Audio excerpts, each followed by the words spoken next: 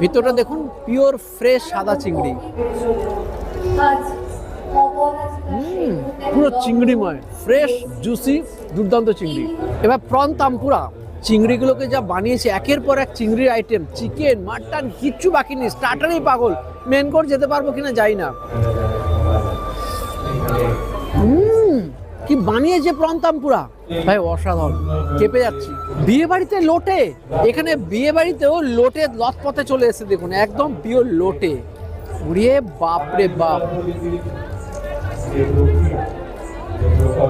যাদের লোটে favourite sweet and sour তাদেরকেও আপন করে নেবে। চিকেন টারিয়াকি,